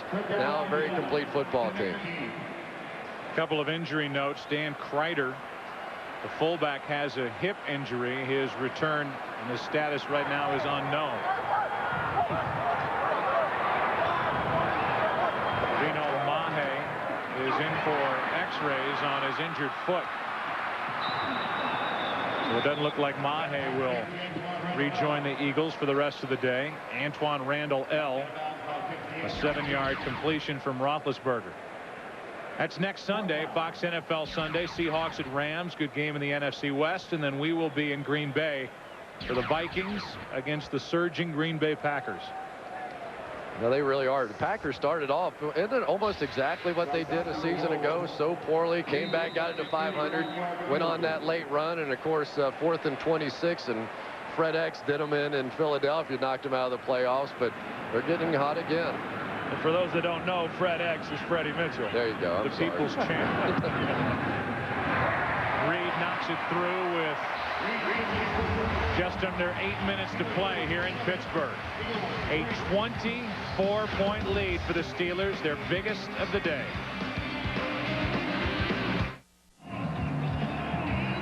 Welcome back to Pittsburgh. A 24-point Steeler lead, along with our producer Richie Zients, our director Artie Kempner, and all those in trucks and out here in the stadium, bringing you the pictures and the sounds. The Steelers are on their way to a 7-1 start. And for Pittsburgh, they have a date coming up next at Cleveland. And they're at Cincinnati. They're home against Washington, at Jacksonville. Good is this record going to be by the end of the season, as Rod Hood takes it right up the middle and gets it inside Steeler territory as he is knocked down at the 43. Frustration all day long for the Philadelphia Eagles. Terrell Owens has had a day he'd like to forget. So would the rest of these Eagles. 27-3. Good day for a little paddle boat ride down the river. Beautiful afternoon weather-wise, and for the Steeler fans, scoreboard-wise. McNabb is nailed from behind as he let it go, and that was Aaron Smith, the unsung hero at left defensive end, who got there to knock McNabb as he let the pass fly. Well, this is not a lot of fun for Philadelphia offensively when you get into these situations against a good defensive team like Pittsburgh, and them knowing that you have to throw the ball. They give you so many different looks, so many various blitzes. The zone dogs, they can bring pressure, as we just saw, by rushing just 4 guys. This is a tough position to be in. Movement by Chad Lewis is going to cost Philadelphia 5 yards.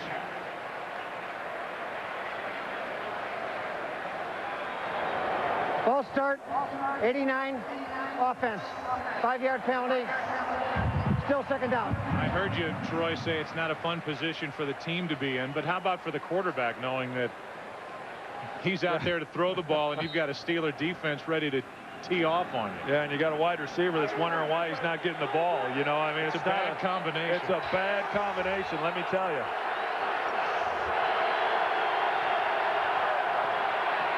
Second down and 15.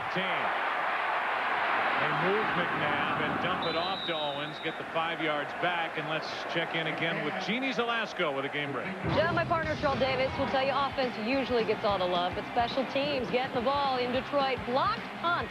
Taylor Jacobs with the effort, Wall Harris with the scoop, and the touchdown. The Redskins up 17-3. All right, Jeannie, thank you. And you see the rest of the scores go by. Plenty of time left in the 4th quarter with Miami up by a couple on Arizona. Detroit, the team that couldn't win on the road, now can't win at home. 3rd down and 10. Hagan's coming. Penalty flag on the play, and again McNabb goes down.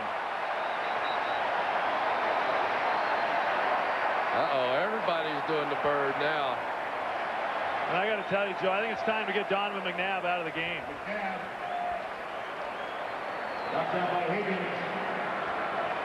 It's a procedure call against Philadelphia. Flag on the play. Illegal formation.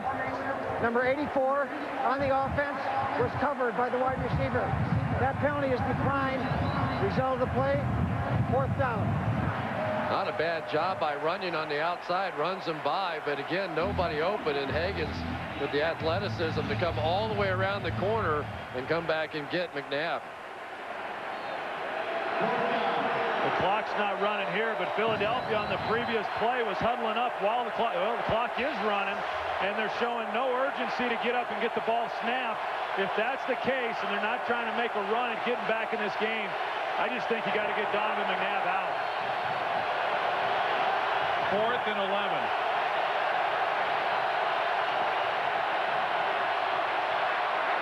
McNabb with pressure behind him, throws, and it's incomplete. Owens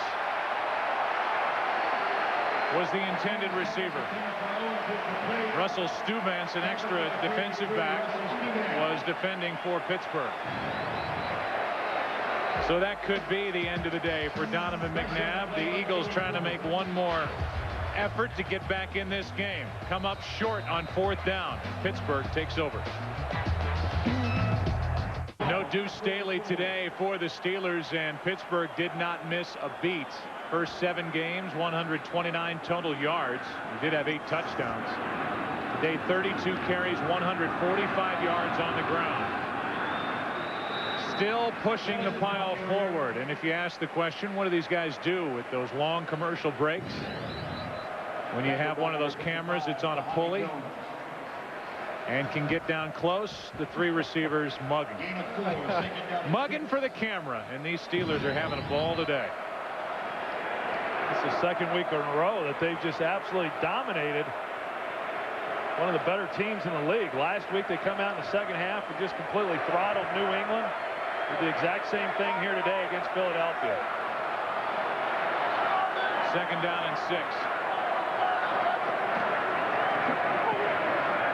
And handoff. Haynes has had a nice day when he's had a chance to relieve Bettis.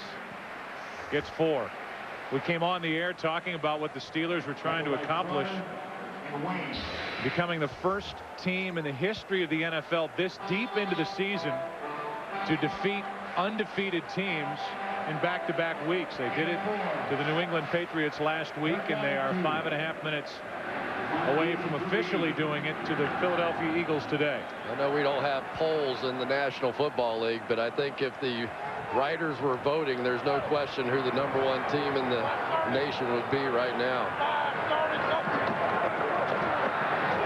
Handoff is to Haynes, and he is ahead for a 1st down. Let's check in again with Pam Oliver. Hey, Joe, it hasn't been a very positive day for the Eagles offense, but teammates tell me that Terrell Owens is the consummate team guy. You heard me right. Talked to Chad Lewis before the game. He said he absolutely loves having T.O. on the team. He considers him to be a great locker room guy to boot. Even though we saw that little tiff between Donovan and T.O. earlier in the game, by most accounts, T.O. is a welcomed addition to the team. All right, thank you, Pam. And I don't think there's any doubt that a big factor with that sideline action was the frustration on the part of McNabb. He didn't want to hear it from anybody at that point. Yeah, and I'm not sure that it was any sort of argument or a tiff or anything. I just think that sometimes a wide receiver wants to go get in his ear. Come on now, come on, we can do it. Give me the ball. I'll get us back, you know, all that kind of stuff. Quarterback just doesn't want to have to hear it. Exactly. That's exactly what it is. Sort of like you in the booth every once in a while. This is earlier. Well, you can just tell by Donovan's body language that he was frustrated himself, frustrated with some of the throws that he had made, and I'm sure Terrell Owens just wanted to talk to him about some of the things they could do to be a little bit more effective offensively. But you talk to these players for the Eagles, and Pam's absolutely right. They all talk about what a team guy he has been from day one. Handoff is to Willie Parker. Carries the ball for the first time this season and gets a 1st down. Out of bounds at the Philadelphia 31. Well, last week, Pittsburgh ran the ball for over 220 yards against the New England Patriots. Today, that number's 252 and counting. Remember what New England was last week? 5. So in back-to-back weeks now, they've given up 21 yards rushing and 5 yards rushing. That's an average, Chris, of 13 a game. Let me see. Do the math. Hot. 1st down for the Steelers. That's the insight we get from Joe. He never would have had that. Oh, yeah. Thank God he's back. Willie Parker. Another person that we hear from during the baseball season, not just me, but Jeannie Zelasco of the game break. Yeah, you can't get rid of us. To Miami, where the Arizona defense recently picked up some points. Now the offense chips in via Emmitt Smith. 60-yard run for the score, 17-12 Arizona.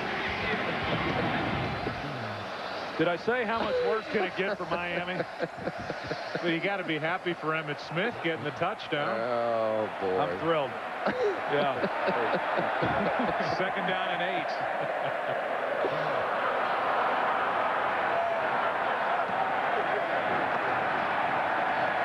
Times they've carried the ball. The last 3 have been by Willie Parker as the Steeler fans serenade the Eagles. And there's a little fight after the carry by Parker. And let's see who ends up on the bottom of the pile. It's Reimersma. Yeah, this is old-fashioned football, though, wouldn't you agree, Troy? I mean, there were times that your offensive line and Emmitt Smith would just maul people, and that's exactly what the Steelers have done here today. It was Jeremiah Trotter on the Eagles side, and it's been all Pittsburgh today, up 27-3.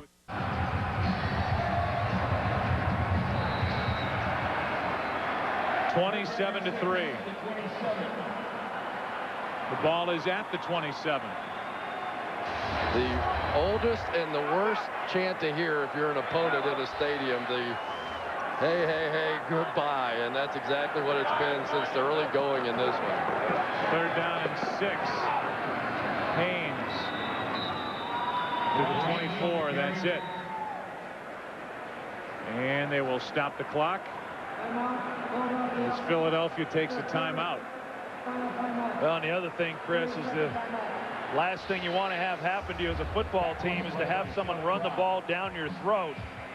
It questions your toughness and everything that you're about from a physical standpoint as a football team. And I tell you, they're gonna have to take a long, hard look at this one when they go back in on Monday and look at the film and see exactly what's happened. But Pittsburgh offensively has just been more physical and has outplayed this team. Over 100 rushing attempts the last 2 weekends against New England and Philadelphia for Pittsburgh. Well, that was the question. Could they stop the run? The answer, an emphatic no for the Philadelphia Eagles. But, Troy, I think the other side of this equation is, do the Eagles have enough of a running game themselves to take some pressure off of Donovan McNabb in these big games against these good defenses? 4th down and 3, and the Steelers will go for it. 2:48 to go. And throw it. And complete it to Matt Cushing. He's got a 1st down, and he's got his first catch of the season. And Hines Ward almost had a heart attack. He was wide open for a walk-in touchdown. He said, oh, it was my 3rd. It was my 3rd. All out, sell out to try and stop the run, and Hines is jumping up and down and begging for one. 1st and goal at the 7. Chris, I think to go back to your question earlier about the running game of the Philadelphia Eagles, I believe that they do, but you can't throw the ball 66% of the time all season long and then expect to be able to run the ball with that offensive line when they're not accustomed to coming off the ball like that and using the running game when you have to use it. And I think that's something that they've got to take a harder look at. Of course, Andy Reid loves to throw the football and has enjoyed tremendous amount of success. But when you get into games where the passing game isn't real effective, it's nice when you can rely on a good, solid running game to help your quarterback out. Pretty classy move here by Bill Cowher. They will not be able to run this clock out. They'll have to turn it back over, and he's simply not going to run up the score. I'm thinking that Bill's saying there's a good possibility we may see this team again, possibly in Jacksonville, Florida, for the Super Bowl. 2 guys who have been here in Pittsburgh for a long time coming together to share a smile. Big day for the Steelers.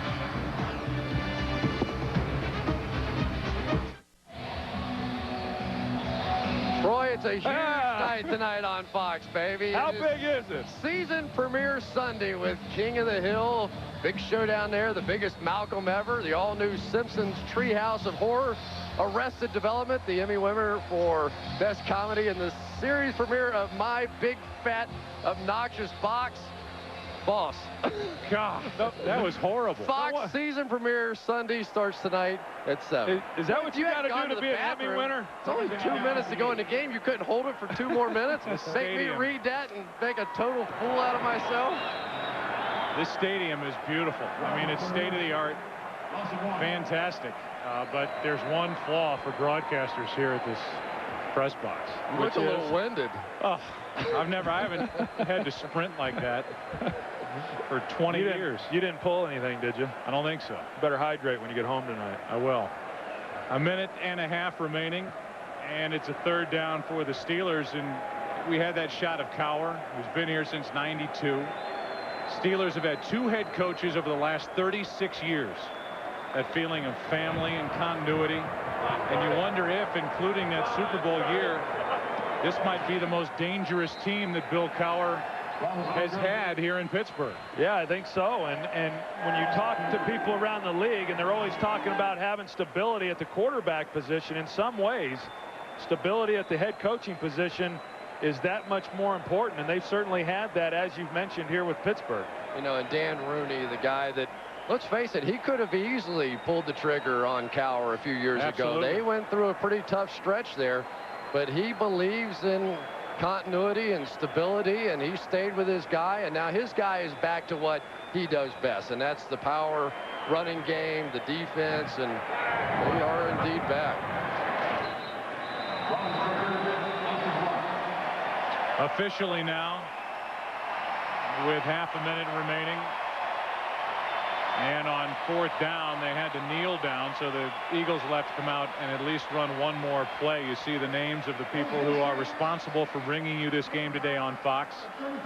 First team in NFL history to defeat 2 undefeated teams in consecutive games this deep into the season. A minimum of a 6-0 record.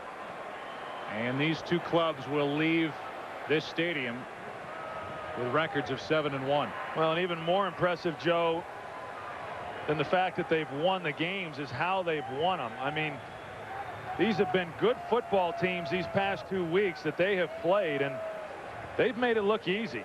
And then you ask yourself, just how good is this Pittsburgh team? And from what we've seen, they're the best in the league at this time. I agree, and I say cheers to Nick Bonacani and Bob Greasy and Don Shula. Enjoy your champagne, pop the corks, have a great time, guys.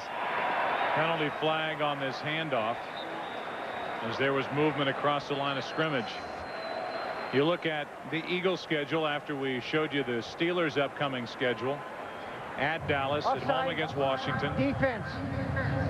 5-yard penalty. Replay, 1st down.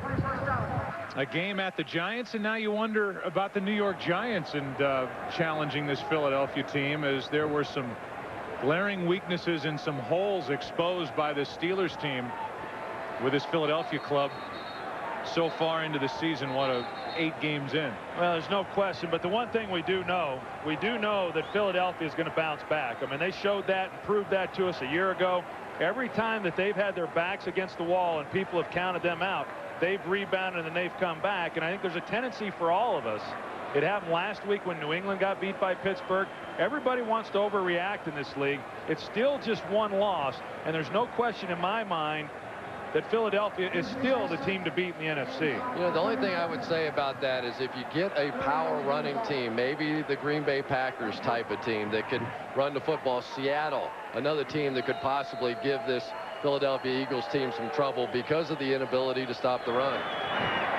This is Reno Mahe, so good news for the Eagles. He was getting his injured foot looked at. Now he's well enough to come back into the game. Big Ben is 6-0 as a starter. That ties an NFL record for rookie quarterbacks. Mike Kruzek did it in 1976, and it will be a date at Cleveland next weekend as Roethlisberger tries to break that record. We'll take a break, come back to wrap up a long day of football here in Pittsburgh after this.